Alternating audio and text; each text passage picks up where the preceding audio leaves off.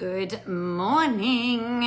Hello, how are we? Welcome to the Coffee Run Live. What episode are we up to? I think we're up to 630. That's a little bit exciting. Let's make sure that this is all working. Let me know as you are coming on that you can hear me, please. That would be really helpful. Working. All right. There we go. I've checked on my computer that we've got volume, so that is a good thing. All right. Welcome to the Coffee Run Live, episode 630. Wowzers. That feels like a little bit of an achievement, actually. I'm really interested to hear about what's been going on for you, kind of like what you're working through, what you're dealing with at the moment. Questions that you have, make sure you jump in and let me know. I would very much love to be able to obviously tie these coffee runs into things that you're working through and things that you're going through at the moment and try and help you and inspire you and motivate you or educate you or commiserate with you, with whatever it is that's going on. So bearing all of that in mind, the things that I'm really wanting to talk with you about today are some of the things that I've been noticing as we've been, I suppose, as I've been working through what I'm going through, which is around what do I want to do? What do I want this to look like? How do I want to feel? All of that kind of thing. But I think one of the really big things that I've been talking with a lot of people about, so previous clients, friends of mine in the industry and things like that, is that a lot of us are really actually quite disappointed, for want of a better word, or unmotivated to keep doing things in the same way that things have always been done.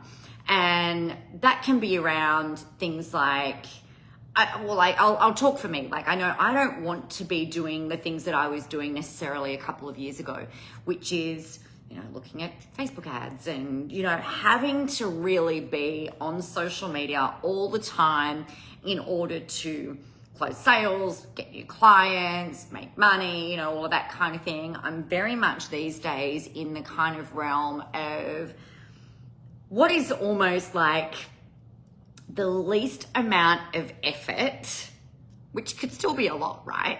But the questions are what is the least amount of effort that I can put in?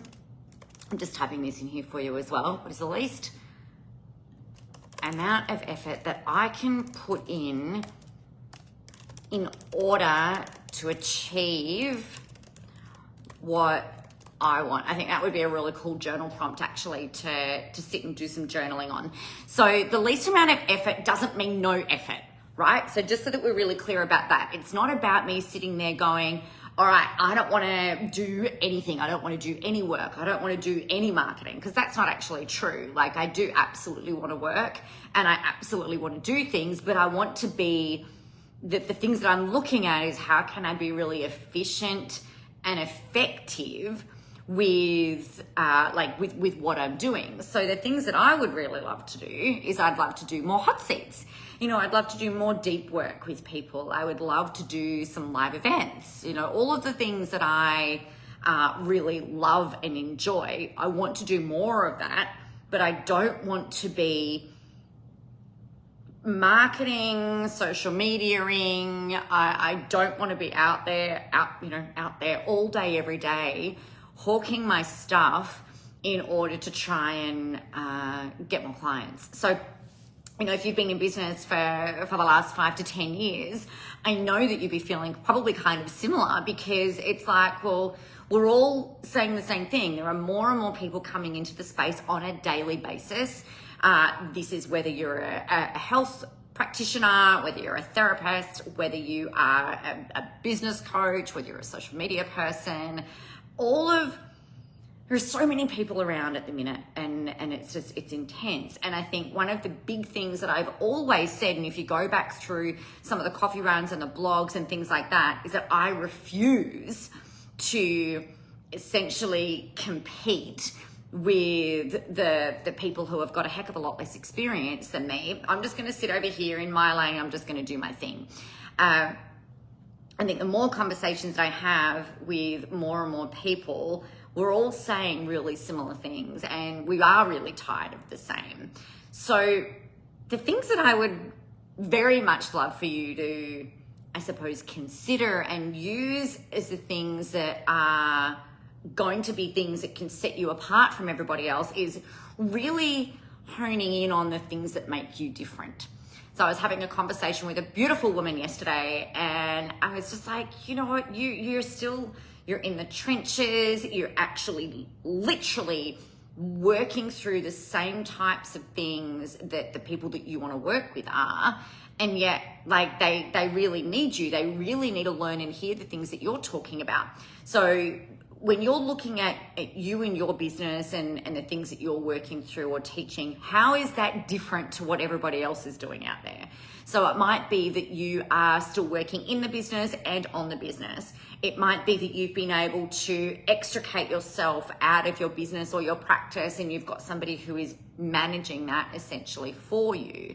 Maybe the thing that makes you different is that you have got 20 years of corporate experience that you've brought into this role, like whether you've been in the business for 5 or 10 years or 5 minutes.